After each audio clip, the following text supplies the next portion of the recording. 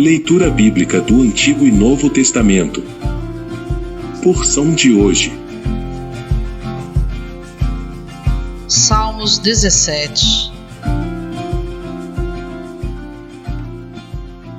Ouve, Senhor, a causa justa, atende ao meu clamor, dá ouvidos à minha oração, que procede de lábios não fraudulentos. Baixe de sua presença o julgamento ao meu respeito, os teus olhos veem com equidade. Sonda-me o coração, de noite me visitas, provas-me no fogo e iniquidade nenhuma encontras em mim. A minha boca não transgride. Quanto às ações dos homens, pela palavra dos teus lábios, eu me tenho guardado dos caminhos do violento. Os meus passos se afizeram às tuas veredas, os meus pés não resvalaram. Eu te invoco, ó Deus, pois tu me respondes. Inclina-me os ouvidos e acode às minhas palavras. Mostra as maravilhas da tua bondade, ó Salvador dos que à tua destra buscam refúgio, dos que se levantam contra eles. Guarda-me como a menina dos olhos, esconde-me à sombra das tuas asas, dos perversos que me oprimem, inimigos que me assediam de morte. Insensíveis cerram o coração, falam com lábios insolentes. Andam agora cercando os nossos passos e fixam em nós os olhos para nos deitar por terra. Parece como o leão ávido por presa, ou o leãozinho que espreita de emboscada. Levanta-te, Senhor, defronta-os, arrasa-os. Livra do ímpio a minha alma com a tua espada, com a tua mão, Senhor, dos homens mundanos, cujo quinhão é desta vida e cujo ventre tu enches dos teus tesouros, os quais se fartam de filhos e o que lhes sobra deixam aos pequeninos. Eu, porém, na justiça contemplarei a tua face. Quando acordar, eu me satisfarei com a tua semelhança.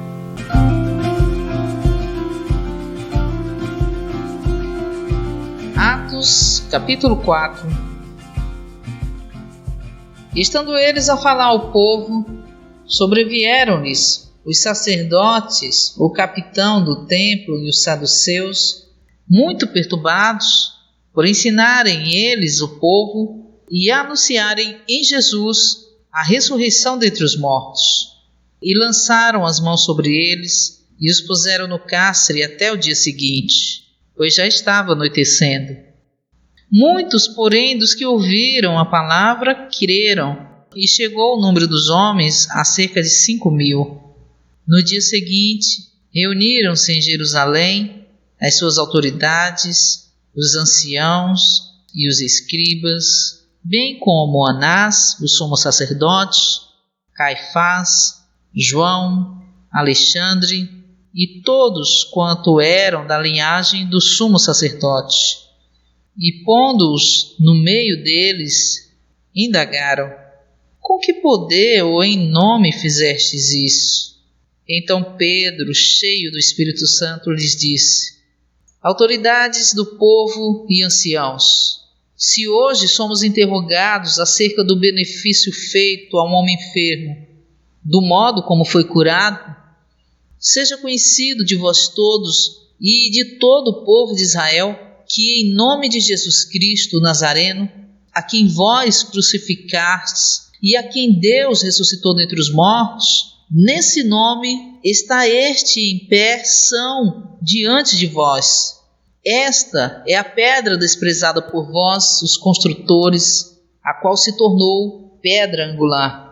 E não há salvação em nenhum outro, porque debaixo do céu não existe outro nome dado entre os homens no qual devemos ser salvos. Ao ver a intrepidez de Pedro e João, e tendo percebido que eram homens iletrados e indoutos, admiraram-se e os reconheceram como os que haviam estado com Jesus. E vendo em pé com eles o homem que fora curado, nada tinham que dizer em contrário. Todavia, mandando-os sair do sinédrio, consultavam entre si, dizendo: que faremos com esses homens? Pois, na verdade, é manifesto a todos os habitantes de Jerusalém que um sinal notório foi feito por meio deles, e não o podemos negar. Mas para que não mais se divulgue entre o povo, ameacemo-los, para não mais falarem baseados nesse nome a homem algum.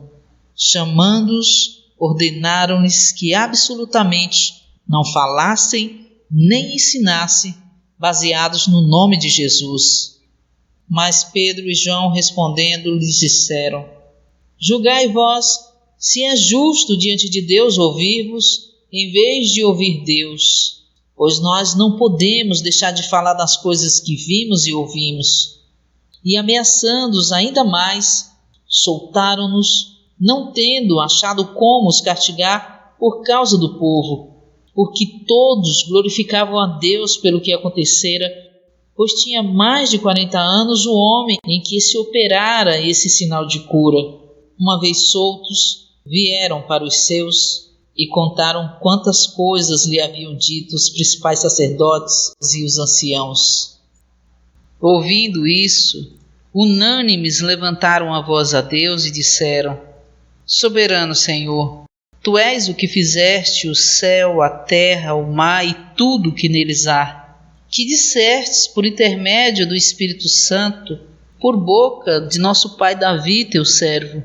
Porque se enfureceram os gentios e os povos imaginaram coisas vãs, levantaram-se os reis da terra e os governantes ajuntaram-se a uma contra o Senhor e contra o seu Cristo. Porque verdadeiramente se ajuntaram nessa cidade contra o teu santo servo Jesus, ao qual ungiste tanto Herodes como Pôncio Pilatos, com os gentios e os povos de Israel, para fazerem tudo o que a tua mão e o teu desígnio predeterminaram que se fizesse. Agora, Senhor, olha para as suas ameaças e concede aos teus servos que falem com toda a intrepidez a tua palavra, enquanto estendes a mão para curar, e para que se façam sinais e prodígios por intermédio do nome do teu santo servo Jesus. Tendo eles rogado, tremeu o lugar onde estavam reunidos, e todos ficaram cheios do Espírito Santo e falavam a palavra de Deus com intrepidez. Da multidão dos que creram, era um o coração e a alma, e ninguém dizia que coisa alguma do que possuía era sua própria, mas todas as coisas lhe eram comuns. Com grande poder, os apóstolos davam testemunho da ressurreição do Senhor Jesus, e sobre todos eles havia abundante graça, pois nenhum necessitado havia entre eles, porquanto todos que possuíam terras ou casas, vendendo-as, traziam os valores do que era vendido e os depositavam aos pés dos apóstolos. Então se distribuía a cada um conforme alguém tinha necessidade. José, a quem os apóstolos puseram o nome de Barnabé, que traduzido significa filho de consolação, levita, natural de Chipre, como possuísse um campo, vendendo, trouxe o dinheiro e o depositou aos pés dos apóstolos.